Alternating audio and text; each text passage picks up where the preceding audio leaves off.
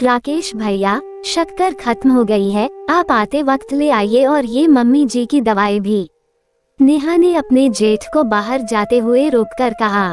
सुमिता जी ने सुन लिया। ये क्या बहू, राकेश तुझसे बड़ा है और तू उसे ही आदेश दे रही है, ये काम तू भी तो कर सकती थी। जेठ को काम बता रही हैं, उसे पहले ही दुकान के लिए देरी हो रही है। थोड़ा पल्लू नीचे कर और अब अपना काम कर, ज्यादा बात मत किया कर। नेहा चुपचाप रसोई में आ गई। सब लोगों के लिए खाना तैयार करना था। कहने को घर में सब है, फिर भी उसका मन नहीं लगता है। उसके पति आशीष जब से बाहर काम ढूंढने गए हैं, तब से वो अकेलापन महसूस करती है। घर में कहने को सास ससुर जेठ जेठानी, उनके बच्चे हैं, पर वो सबके बीच रहकर भी अकेली है। अभी शादी को 6 महीने ही तो हुए थे।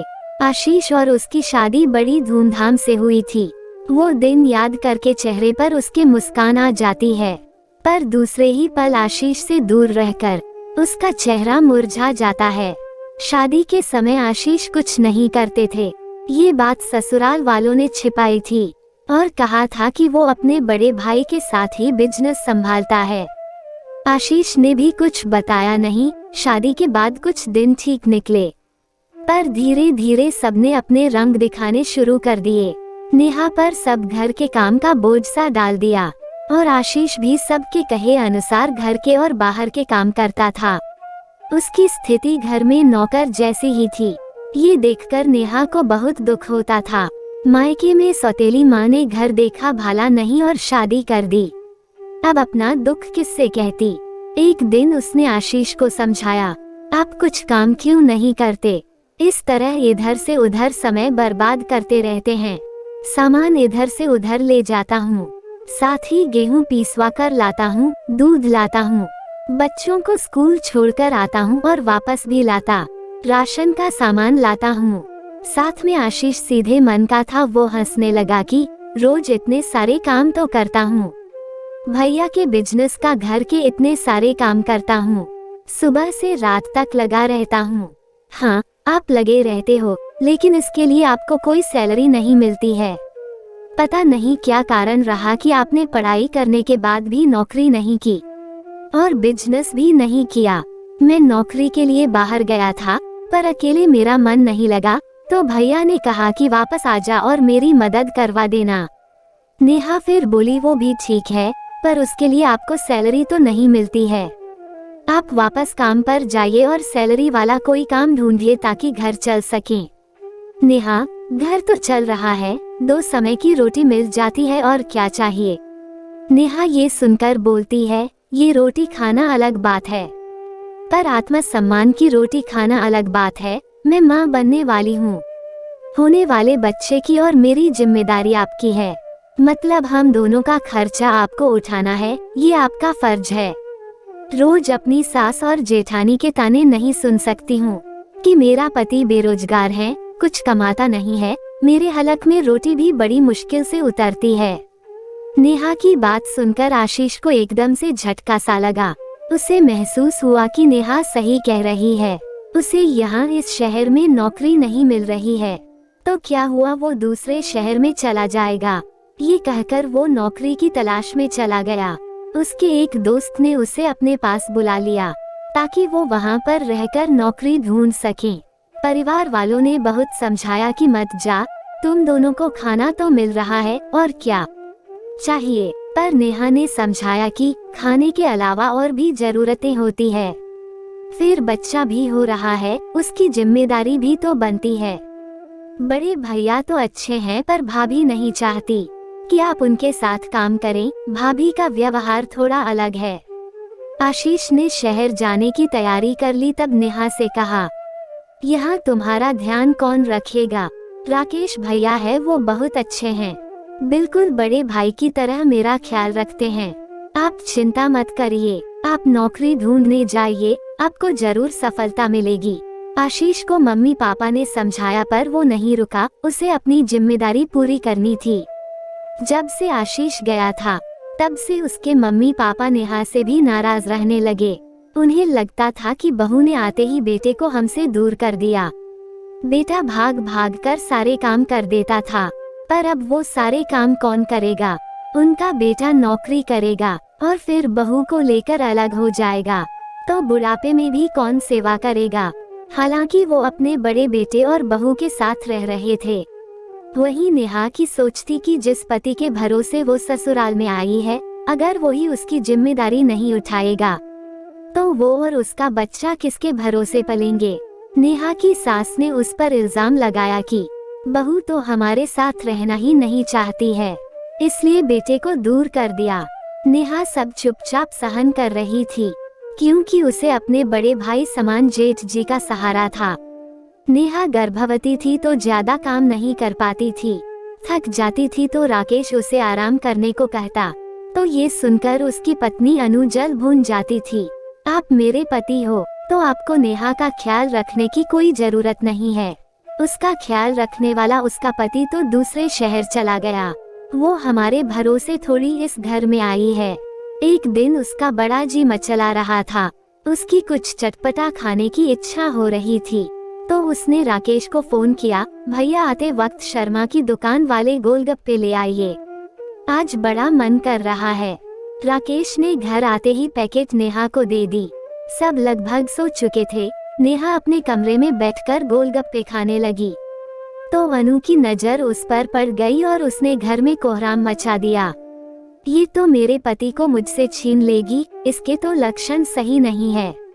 इसने तो मेरे पति को अपना गुलाम बना लिया है। मैं अब इस घर में नहीं रह सकती हूँ। तुझे राकेश ही मिला था? अरे वो तेरा जेठ है, अपनी चटोरी जीभ को काबू में नहीं रख सकती है क्या? गोलगप्पे नहीं खाती तो तेरा बच्चा मर तो नहीं जाता। मेरा पति तेरी सेवा करने के लिए नहीं है। और अनु अनाप शनाप कहने लगी। नेहा की आंखों से आंसू बहने लगे। भाभी, मैंने भैया से कुछ मंगवा लिया तो क्या हो गया? मैं भैया को दिल से अपना बड़ा भाई मानती हूँ। मेरा तो कोई बड़ा भाई नहीं है। मम्मी बचपन में ही चली गई थी, दूसरी माँ ने भी प्यार नहीं दिया और बस मेरी शादी निपटा दी। मैंने राकेश भैया को हमेशा अपना बड़ा भाई माना है और उस नाते कुछ सामान मंगवा लिया तो क्या हो गया? मैं पापा जी को कुछ कह नहीं सकती हूँ। मम्मी जी भी मुझे समझती नहीं है। आखिर उनके बेटे का अंश ही तो मेरे पेट में पल रहा है। अनु ने सुना और गुस्से में पैर पटकते हुए अपने कमरे में आ गई। उधर आशीष की नौकरी लगी नहीं, उसे काम की तलाश थी। वो जगह जगह इंटरव्यू दे रहा था। नेहा की डिलीवरी के दिन नजदीक आ रहे थे। अब वो और भी परेशान रहने लगी थी। डॉक्टर के चेकअप करवाने वो अपनी सास के साथ जाती थी, लेकिन सास को अपने मायके जाना पड़ गया। उनके भतीजे का गृह प्रवेश था। ससुर जी आधा समय पार्क घूमने चले जाते थे और दोस्तों के साथ वक्त बिताया करते थे। वो घर में क्या हो रहा है ज्यादा ध्यान नहीं देते थे। एक दिन सुबह अनु बच्चों को स्कूल छोड़ने गई और वहाँ अपनी सहेलियों के साथ पार्क में घूमने लग गई। नेहा को पेट में बहुत तेज दर्द हो रहा था। घर में कोई नहीं दिखा तो उसने राकेश से कहा। उसने फटाफट मोटरसाइकिल निकाली और नेहा को बैठाकर अस्पताल ले गया। वहाँ पूरा चेकअप करवाया। डॉक्टर ने कहा अभी डिलीवरी में समय है, ऐसा दर्द गर्भावस्था में हो जाता है। कुछ दवाएं दिलाकर राकेश नेहा को वापस ले आया। घर के बाहर मोटरसाइकिल रोकी ही थी कि उसकी मम्मी भी मायके से आ चुकी थी और दूसरी ओर से अनु भी आ रही थी। अपने पति के साथ नेहा को देखकर वो फिर से आग बबूला हो गई। सास भी नेहा पर गुस्सा करने लगी। बहू, ऐसी बेशर्मी तो पहली बार देखी है। तू तो जेठ के साथ बैठकर मोटरसाइकिल पर घूमने को निकल गई। तभी अनु भी बोलती है, तुझे मेरा ही सुहाग मिला था क्या? अब तेरा पति तो तेरे साथ नहीं रहता, तुझे छोड़कर चला गया है, तो तू मेरे पति पर ही डोरे डाल रही है। तुझे शर्म नहीं आई? ये सब सुनकर आज राकेश से रहा नहीं गया। आप दोनों चुप करिए, आखिर ये सब झूठा इल्जाम क्यों लगा रहे हो? मैं नेहा को अपनी छोटी बहन मानता हूँ और एक बहन अगर तकलीफ में है तो भाई का फर्ज बनता है कि मैं उसे अस्पताल दिखा कर लाऊं। और मेरे अलावा घर में कौन है जिससे ये मदद मांगती? मैं बड़े भाई होने के नाते इसे डॉक्टर के दिखा लाया तो क्या गुनाह हो गया? आप दोनों अपनी घटिया सोच बदलिए। यहाँ पर मेरा छोटा भाई नहीं है और उसकी पत्नी को सबके साथ और सहयोग की जरूरत है, तो क्या हम उसे अकेला छोड़ दें? ये भी तो सुबह से लेकर रात तक हम लोगों के लिए लगी रहती है। क्योंकि ये हमें अपना मानती है, तो क्या हम सबका फर्ज नहीं है हम भी आशीष की अनुपस्थिति में इसका ख्याल रखें? नेहा की आंखें भर जाती है। मम्मी जी, आप भी ये क्या सोच रही है? आप दोनों भी तो किसी की पत्नियां हैं।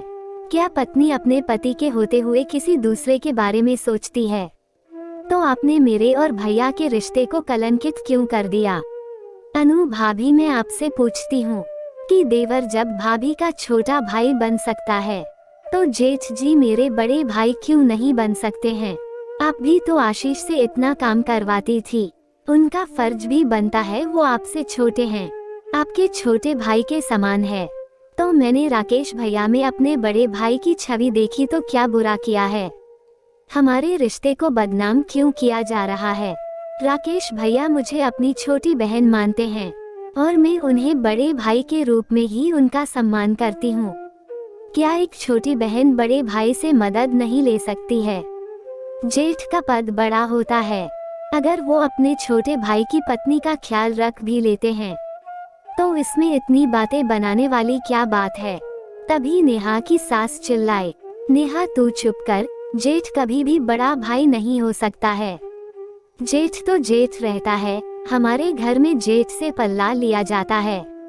जेठ और ससुर कमरे में हो तो बहुएं उस कमरे में नहीं बैठती है। और तू मोटरसाइकिल पर बैठकर कैसे चली गई? ये मायके के रिश्ते मायके में ही रहने दे। ससुराल में सबसे शर्म करनी होती है, सबका मान रखना होता है। ये बड़े भाई कहकर जेठ के रिश्ते को नकारा नहीं जा सकता है। आशीष को आने दे, मैं तेरी शिकायत करूंगी, तभी तुझे अक्ल आएगी। तू तो हम सब से छोटी होकर बराबर जबान लड़ा रही है। मैं तुझे इसके लिए कभी माफ नहीं करूंगी। तभी अनु बोलती है, नेहा तू मुझे माफ कर दे, मैंने अपने ही पति और छोटी बहन को गलत समझा। जेठ भी बड़ा भाई हो सकता है। मुझे अपने पुराने दिन याद आ गए हैं, जिन्हें मैं भूल गई थी। जब मैं पहली बार गर्भवती थी तो आशीष भैया मेरा बहुत ध्यान रखते थे। तुम्हारे भैया तो अपने नए बिजनेस को लेकर व्यस्त रहते थे। मेरे लिए कभी गोलगप्पे तो कभी आलू की टिक्की लाते थे, कभी आइसक्रीम तो कभी जूस भी लाते थे। वो मेरे छोटे भाई के समान मेरी हर इच्छा को पूरी करते थे। राकेश तो तुम्हें आज अस्पताल लेकर गए हैं, पर आशीष भैया तो मुझे हर महीने चेकअप के लिए ले जाते थे। मैं वो सब कैसे भूल गई? मेरे लिए दवाइयाँ लाते थे, डॉक्टर के कहे अनुसार टेस्ट करवाने को लेकर जाते थे। राकेश यहीं पर थे, तब भी वो मेरा इतना ध्यान रखते थे। और हम सब तुम्हारे साथ क्या कर रहे हैं? जब आशीष भैया यहाँ नहीं है, तो हमें ही तुम्हारा हर तरह से ध्यान रखना चाहिए, लेकिन हम सब तो तुम्हें मानसिक और शारीरिक तकलीफ दे रहे हैं। अनु की आंखों से लगातार पानी बह रहा था। अनु की बातें सुनकर सास ससुर को भी पुराने दिन याद आ गए। सब शर्मिंदा हो रहे थे, तभी सबकी नजर दरवाजे पर जाती है। वहाँ आशीष खड़ा था, उसे देखकर सबको आश्चर्य मिश्रित खुशी होती है। मैंने सब सुन लिया है, नेहा मुझे बताती थी तो मुझे विश्वास नहीं होता था, पर आज अपनी आंखों से देख सुन लिया है।